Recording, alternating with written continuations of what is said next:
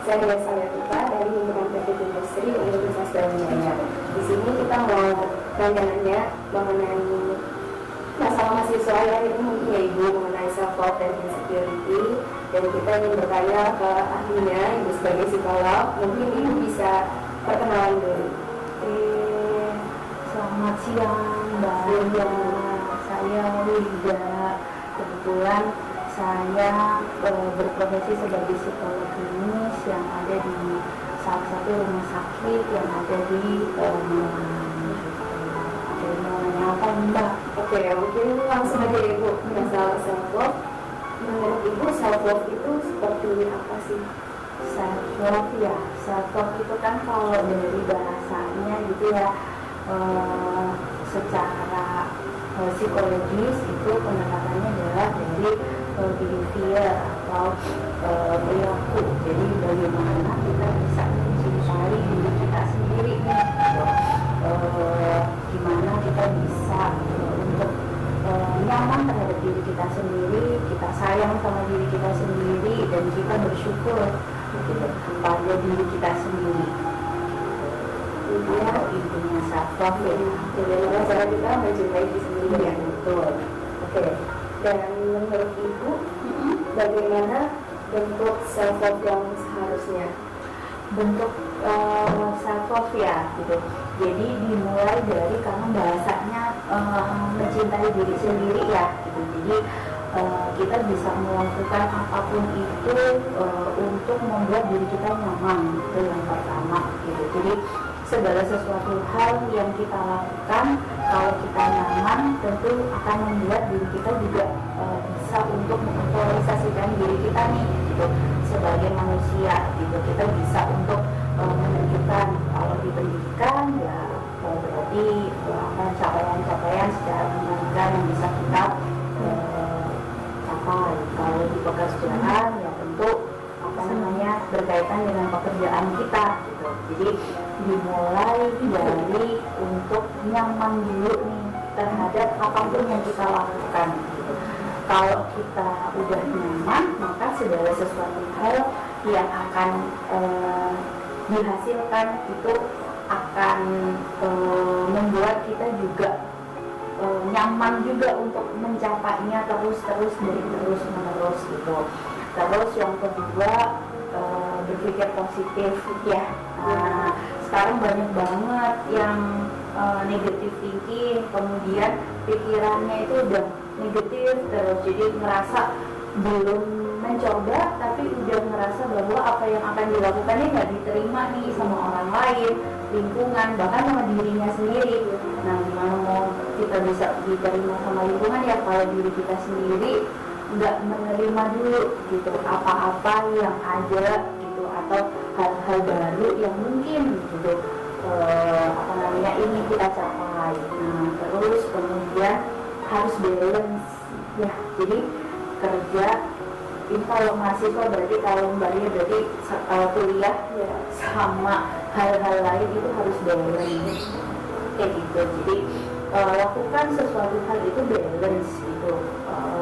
24 jam itu tidak semua kita lakukan hanya untuk kuliah atau hanya untuk bekerja. Kita juga perlu sosialisasi, kita juga perlu berkomunikasi, kita juga perlu terhubung dengan orang-orang terdekat seperti keluarga ya, support system gitu. Jadi kalau nggak balance ya hasilnya juga akan lebih mudah untuk kita burn out gitu, karena kita cuma salah satu aja nih yang kita beratin untuk kita capai gitu ya. Nah, terus habis itu yang terakhir ini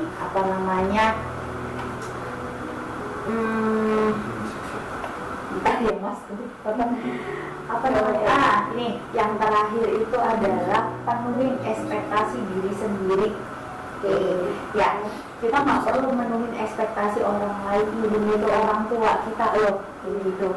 Kenapa gitu? Karena kalau kita menuhin ekspektasi orang lain gitu, kita fokus hanya pada pencapaian orang lain gitu. Walaupun itu orang tua kita maunya begini begini begini, fokus kita hanya pada itu gitu, sehingga kita nggak kenal sama diri kita sendiri gitu.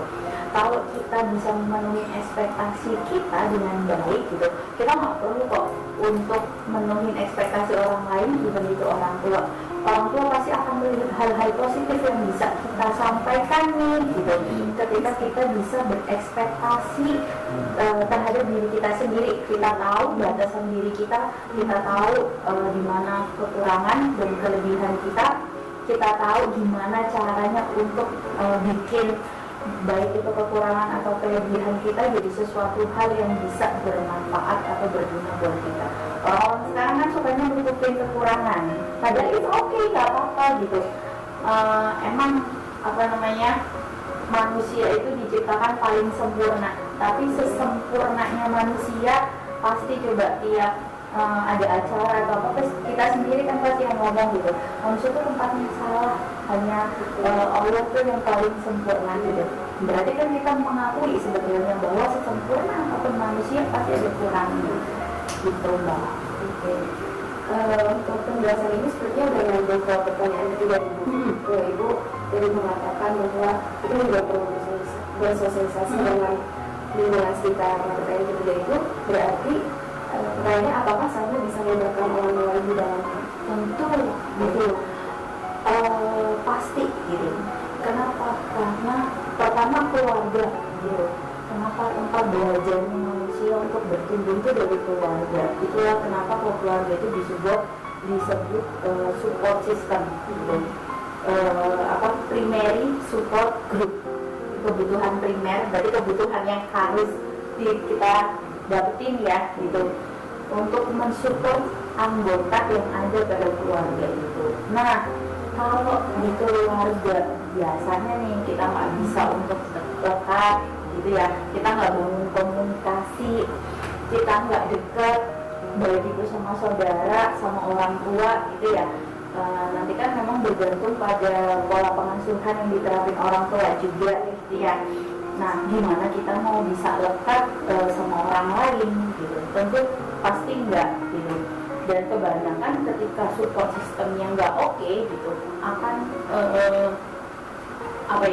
punya keinginan untuk pergi meninggalkan support system itu gitu, dan bergantungnya pada orang lain, entah itu pacar, teman dekat dan lain-lain gitu ya, yang mana seharusnya itu didapetin dari keluarga. Akhirnya punya pikiran, nanti kalau kerja yang jauh aja deh, nanti kalau udah nikah mending yang jauh aja deh, datangnya waktu lebaran doang ya. Banyak kan yang kayak gitu, kalau mungkin dari tahu ya dari teman-teman atau sekitar gitu. Kenapa? Karena nggak nyaman gitu. Nah, ketika seseorang itu sama keluarganya atau sama primary support groupnya itu oke, ya pasti dia akan bisa membangun relasi sama orang lain gitu. Kenapa?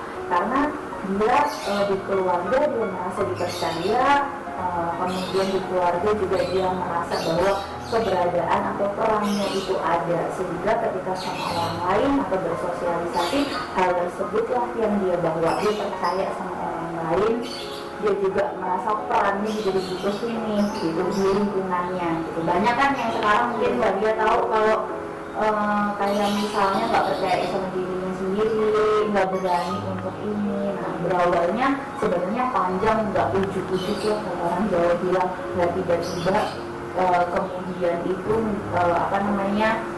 langsung insecure, langsung nggak pede, enggak, semuanya berproses sebenarnya. Dan salah satu keluarga kemudian kita dan lingkungan menjadi salah satu sumber nih gitu, untuk kita bisa bersosialisasi sama lingkungan dengan baik. Manfaat self-love buat diri kita itu seperti apa? Manfaatnya yang pertama ya pasti untuk diri kita sendiri ya. Kalau kita bisa mencintai diri kita sendiri gitu ya, kita tahu batasan diri kita tahu kelebihan dan kekurangan diri kita gitu, kita tahu bahwa tidak semua hal itu harus kita dapetin, atau tidak semua hal itu melulu soal kita selalu nomor satu gitu. Kita tahu itu, kita nggak akan berambisi yang secara negatif ya gitu, karena apa yang kita dapetin, jadi bentukannya untuk ngasih tahu aja, oh ini loh aku, oh ini loh aku bisa begini gitu. Oke, gitu. Sometimes memang bisa nih kita begitu, tapi balik lagi gitu, apa namanya, ketika kita bisa cinta sama diri kita gitu, kita akan bisa untuk mengaktualisasikan diri kita nih dengan baik gitu. Jadi segala hal yang kita lakukan bentukannya akhirnya positif, baik untuk diri kita ataupun orang lain, Mbak. Ya, mungkin sambil kita masuk ke insecurity ya, dimana insecurity ini masih disemua dalam self love. Oke. Nah, gimana menghadapi insecure di lingkungan saat ini yang semua orang itu bisa mengakses media sosial dengan sangat mudah. Oke. Tadi balik lagi itu ya, kalau kita cinta sama diri kita berarti kan kita tahu batasan balance gitu ya. Kita harus punya priority mana sih gitu, orang-orang yang memang mau kita dekat ya sama kita untuk bisa ngasih mungkin advice atau mungkin ngasih masukan sama diri kita gitu. Kita nggak bisa untuk ngikutin semua orang. Nah, kuncinya itu satu gitu. Kalau kita ngikutin semua orang gitu, ya kita nggak akan cinta sama diri kita gitu. Kita nggak bisa untuk sayang sama diri kita sendiri gitu.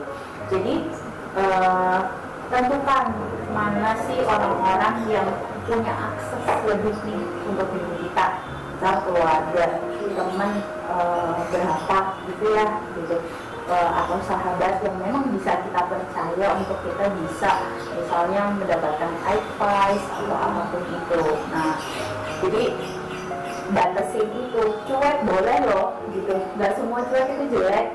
Oke, sometimes kita perlu cuek gitu untuk tidak mendengar hal-hal yang membuat kita jadi negatif, atau kita merasa bahwa kita nggak berguna atau nggak bisa ngapa-ngapain gitu.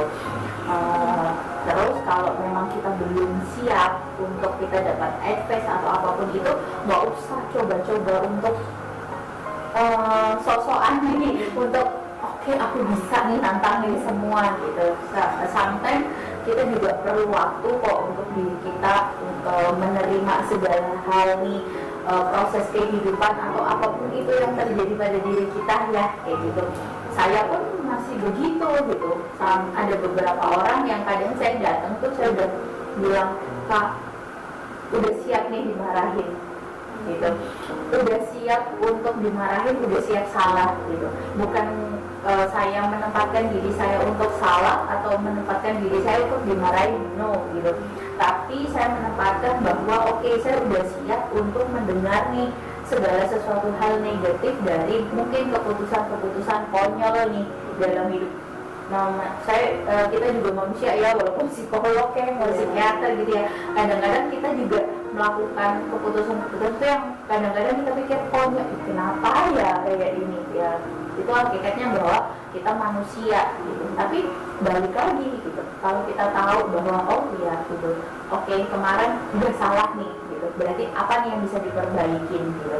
Mungkin kita butuh advice dari orang terdekat kita gitu, walaupun itu orang tua, pasangan dan lain-lain, it's okay gitu, untuk mendapatkan itu supaya kita mungkin punya pencerahan bahwa oke, harusnya begini begitu gitu. Yang penting tidak memaksakan diri untuk menerima segala hal secara instan langsung, seolah-olah kita memang bisa kuat untuk menerima semua. It's okay. Jadi semuanya butuh prosesnya buat kayak air mengalir aja. Oke. Selanjutnya, apakah khawatir dengan insecure itu sama? Beda. Tentu ya. Kalau khawatir lebih ke was-was biasanya, atau kita mungkin mengkhawatirkan sesuatu hal yang belum terjadi, atau misalnya kita cemas nih, misal mau presentasi, mau apa gitu, atau kita punya sesuatu hal nih, atau kayak tadi nih kita nih sebelum ini udah cemas bulan ini gimana ya nanti ya jalannya, kayak gitu. Nah, lebih ke arah seperti itu. Tapi kalau insecure itu lebih lebih tepatnya pada ketidakpercayaan diri atau rendah diri nih gitu.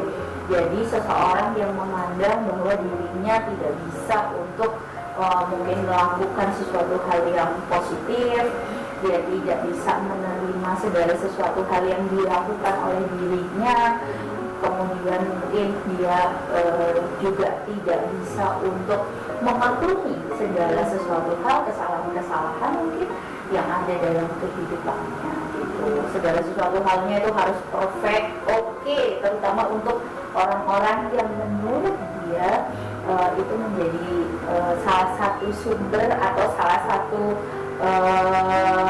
orang-orang yang ingin gitu, dia ingin perlihatkan bahwa oke, aku bisa nih sampai sini, biasanya begitu. Itu pikir lebih ke kurang percaya diri. Nggak hanya kurang percaya diri ya Mbak ya, jadi mungkin lebih kurang percaya diri, kemudian rendah diri juga gitu. Jadi ya udah melihat negatif pada dirinya sendiri. Nah, mungkin kayak gitu.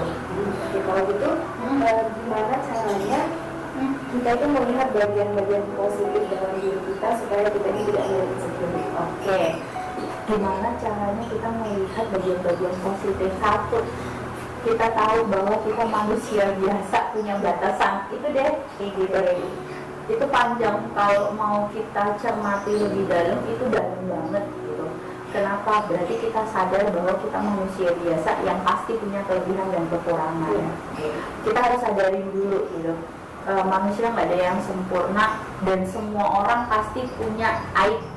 Ya, semua orang punya masa lalu, semua orang punya hal-hal konyol yang mungkin dilakukan di masa lalunya, semua orang punya mungkin hal-hal yang mungkin pernah merugikan orang lain gitu ya. Oke, kalau kita tahu bahwa gitu, kita nggak sendiri, semua mau presiden siapapun itu pasti pernah melakukan hal-hal yang mungkin yang saya sebutin tadi gitu. Kalau kita udah tahu nggak sendiri, nggak ini, jadi kita nggak perlu menghukum diri kita berlebihan dengan kita menjudge bahwa semua hal yang nantinya akan aku lakukan pasti deh nggak akan positif buat orang lain. Nah, udah kita sadarin itu, kita tahu bahwa kita nggak sendiri, semua orang pernah ada di posisi yang sama. Nah, kita tahu bahwa manusia punya batasan, ada kelebihan dan kekurangan. Nah, kalau udah tahu itu gitu, nah tinggal kita nih gimana caranya untuk kita memperbaiki itu. Oke, sesuatu hal itu nggak semuanya langsung gitu. Kita juga kadang mungkin Mbak Lia, kalau di kampus nggak semua dosen cocok kan? Pasti ada kan yang kita rasa, ini kok kenapa sih masih dapat jelek terus sama dosen ini, atau misalnya ini perasaan aku udah presentasinya oke loh, tapi kok gini banget ya. Nah gitu, kadang-kadang ya nggak semuanya itu bakalan kita dapetin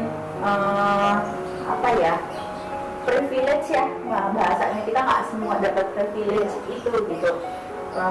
Nggak semua orang berdarah biru ya, mungkin yang bisa dapat kesempatan A, B, C, D, E, F, G gitu. Oke, nggak masalah gitu. Tapi kita tahu kita mau perbaiki itu, berarti kita tahu mana sih hal-hal yang bisa kita lakukan untuk kita dapat kesempatan baik di kehidupan kita.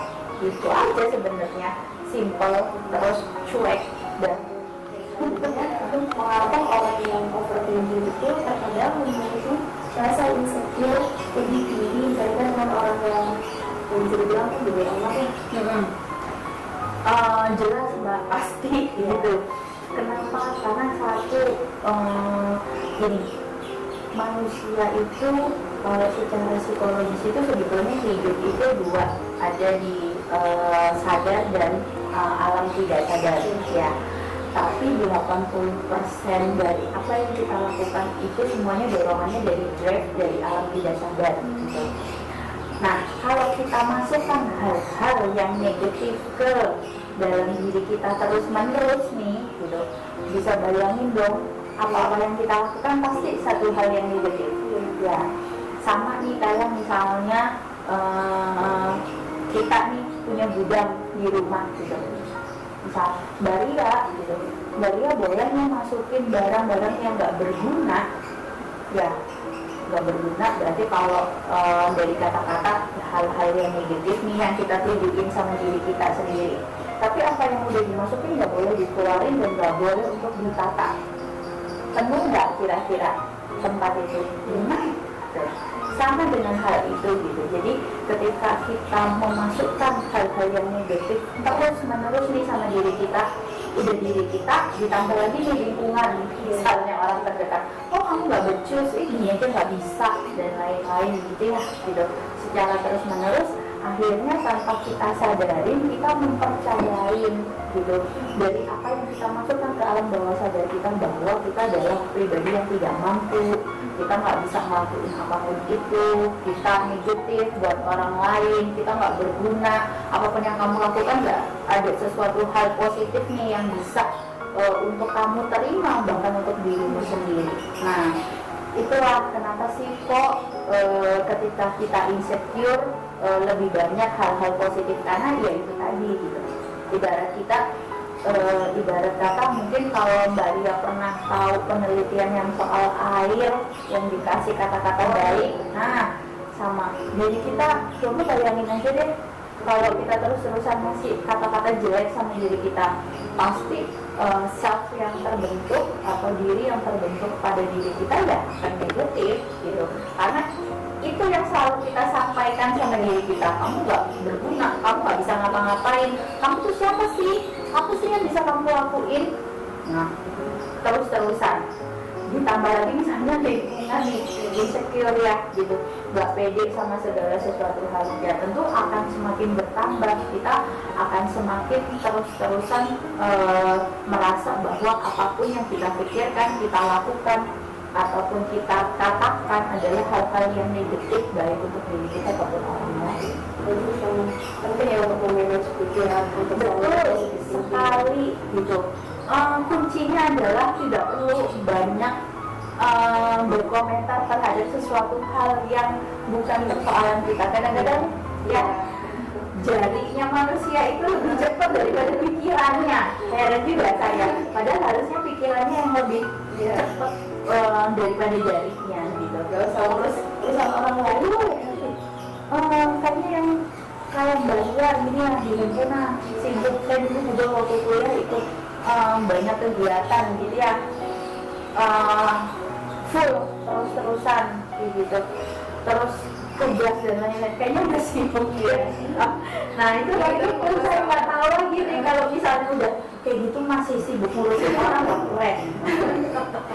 Oke, selanjutnya bagaimana cara mengatasi insecure yang sumber masalahnya itu adalah dari lingkungan kita yang notabene itu tidak bisa diabaikan maupun dihindari. Oke, gini Mbak, ini ketika kita ketemu sama lingkungan yang nggak worth it, yang nggak oke nih untuk diri kita, kita boleh loh untuk tidak bertahan. Ya, kita boleh nih banget loh teman-teman, siapa orang-orang yang penting dalam hidup kita, seleksi alam kalau orang bilang, it's okay gitu loh, nggak masalah gitu. Semakin kita dewasa, semakin kita berpikir pada hal-hal yang baik gitu, sebenarnya akan semakin kecil nih circle pertemanan seseorang gitu. Dulu saya ingat banget waktu kuliah tuh circle saya gede banget, hampir 10-17 orang tuh kayak gitu, yang kalau main kemana-mana selalu ini gitu. Semakin tambah, udah tambah dewasa ya, tambah ini gitu. Saya oh iya ternyata sekolahnya semakin kecil ya, hanya orang-orang nggak semua orang gitu, nggak kayak dulu gitu. Energinya juga habis mungkin karena saya sering ketemu sama ini ya, tiap hari saya ketemu sama orang-orang yang ngerasa bahwa tadi insecure, ini hal negatif dan lain-lain, itu udah nyerap energi banget nih gitu. Belum lagi kalau harus ketemu sama lingkungan yang aduh nggak oke, nggak ini, itu udah energi kita pasti habis gitu ya. Untuk kita terus baik-baik aja itu butuh energi juga. Jadi kalau memang fokus sama lingkungan yang nggak worth it nih buat kita, is okay gitu loh. Yakini bahwa nanti kita akan ketemu dengan lingkungan yang jauh lebih baik, atau mungkin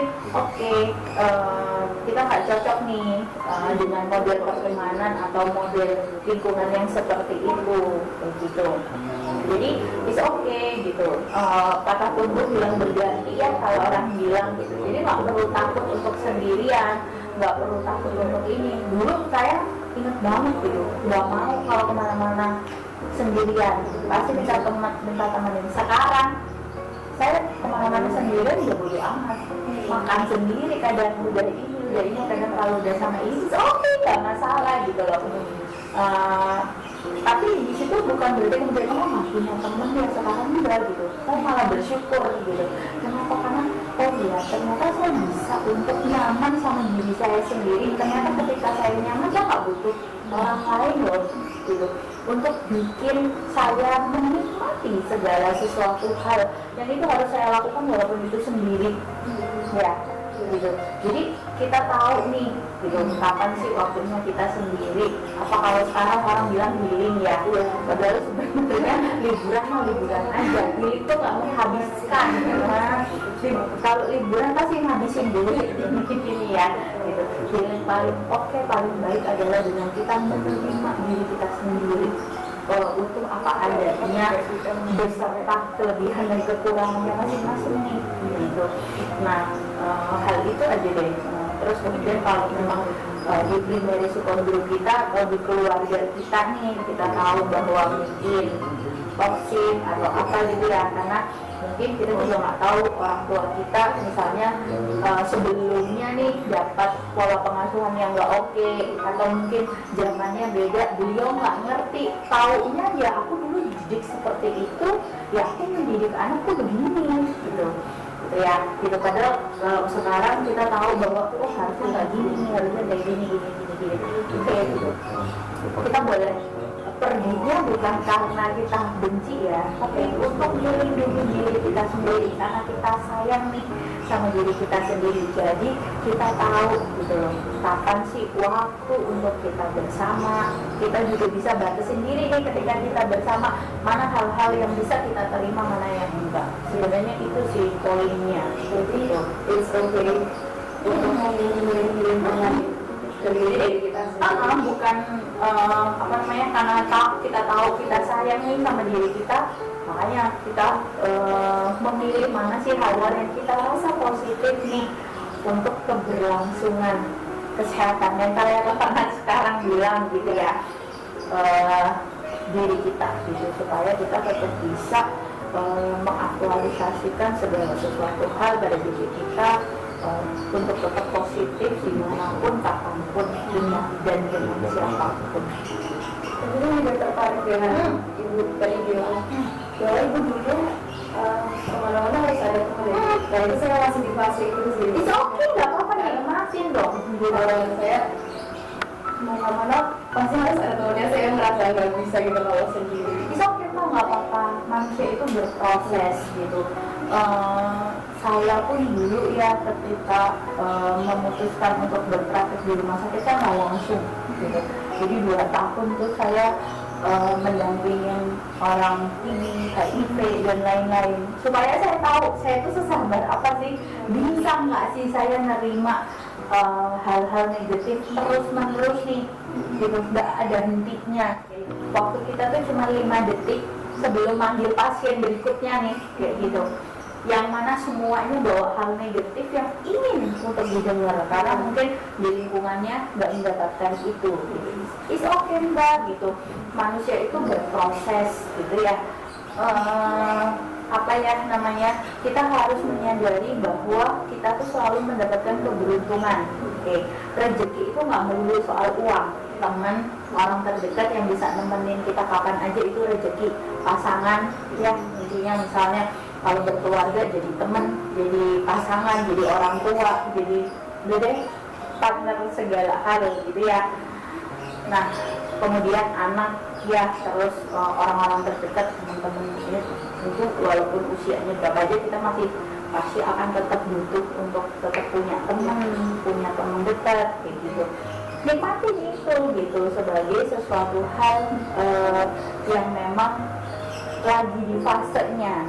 Nah gitu. Dan tentu ketika menikmati itu menyadari pasti banyak pembelajaran nih dalam hidup yang bisa kita dapat. Belajar tuh nggak melulu duduk di kelas ya gitu. Segala sesuatu hal yang ada di kehidupan kita itu proses belajar. Kadang kita nggak ketemu dengan guru yang tepat, atau kadang kita nggak cocok nih sama gurunya. Anggaplah itu sebagai sesuatu hal proses pembelajaran untuk kita bisa jauh lebih baik gitu. Berarti gitu. Saya punya pikiran misalnya kayak beberapa teman yang mungkin dulu ini terus tereliminasi dan lain gitu. Saya selalu berpikir bahwa oh mungkin gitu cara berteman kita beda gitu. Satu, yang kedua saya nggak perlu untuk menyenangkan semua orang gitu ya. Jadi ya udah lakukan aja segala sesuatu hal itu yang membuat kita nyaman, even itu walaupun cuma pertemanan ya gitu, karena itu ngaruh banget. Karena sekarang banyak tuh yang datang ke saya cuma gara-gara saya nggak punya teman jadi nggak mau kuliah. Lalu saya cuma bilang, Mbak, haruskah nggak punya teman mengorbankan cita-citamu? Gitu. Namanya nanti mereka berkontribusi apa nih sama kamu? Mereka lulus, kamu nggak lulus, kamu nggak selesai. Terus mereka bisa misalnya dapat pekerjaan yang sesuai atau ini, terus kamu nggak, hanya kan ada gara-gara mereka menurutmu gitu. Ya mereka nggak merasa jadi gara-gara nih dalam hidupmu, ya kan? Nah terus gitu. Nah hal-hal kayak gitu nih yang kadang-kadang kita tuh kadang-kadang ketika melihat sesuatu hal, ketika hal itu adalah satu hal yang negatif, kita udah melihatnya semuanya negatif aja. Padahal pasti ada hal-hal baik kok sebenarnya yang bisa kita dapetin. Kadang kita nggak mengerti langsung pada saat itu, tapi kita berproses untuk bisa kita ngomong, oh ya untung dulu ini ya. Kadang-kadang begitu. Jadi ya udah jalanin aja fasenya sesuai tahapan usia perkembangan manusia ya gitu. Usianya lagi segini, lagi asik-asiknya main sama teman, sama ini nikmatin dulu. Nanti kalau udah kerja udah waktu berkurang, duitnya ada gitu, tapi waktunya nggak ada. Sekarang duitnya misalnya minim, tapi waktunya banyak, nikmatin aja berproses gitu, bahwa manusia itu pasti akan ada pada fase-fase tertentu yang mana harus kita melewati. Jadi nikmatin aja semua proses yang itu. Kalau kita nggak nikmatin, mau self love ya gimana nggak bisa. Oke. Selanjutnya kondisi kesehatan mental apa yang memicu insecure? Banyak ya, pasti pertama itu tentu berawal dari lingkungan kecil, dari keluarga gitu ya. Nanti nih kalau pilih pasangan harus tahu punya keturunan yang punya gangguan mental enggak ya, karena ketika kita punya gitu, mungkin nggak langsung ke anak-anak tapi ke cucu, ke ini pasti punya bibit satu ya. Jadi kita harus tahu kalau kita bisa menerima, oke, nggak apa-apa gitu kan. Maksudnya kalau kita tahu bahwa kita tidak selegowo itu, ya jangan kayak gitu. Jadi batasin sesuai dengan apa yang membuat diri kita nyaman, ya gitu aja sebenarnya. Jadi base-nya adalah tadi itu awal dari saya bilang, lakukan segala sesuatu hal itu sesuai dengan apa yang membuat diri kita nyaman. Udah gitu. Mau relasi apapun itu juga kalau kita nggak nyaman, kita nggak akan enjoy gitu jalaninnya. Gitu. Jadi mau apapun itu nyaman saja gitu. Kalau kita udah tahu kita nyaman, ya apapun itu bakal seperti jalannya. Jadi nyambung dari semuanya, berarti self love ini dapat mengurangi rasa insecure. Harusnya iya gitu. Harusnya iya. Kenapa? Karena kita paham diri kita tahu batasan diri kita gitu. kalaupun memang misalnya nih gitu ya ada sesuatu hal yang nggak sesuai sama apa yang kita harapin atau ekspektasi kita gitu, balik lagi kita tuh di dunia ini belajar ya. Kalau misalnya kita kalau orang Jawa bilang kejelungup atau jatuh ya, berarti ada yang salah nih dari proses pembelajaran kita. Entah kita yang nggak paham, entah mungkin dosennya kecepatan atau gurunya kecepatan ketika menjelaskan, entah kita yang nggak mengerti misalnya.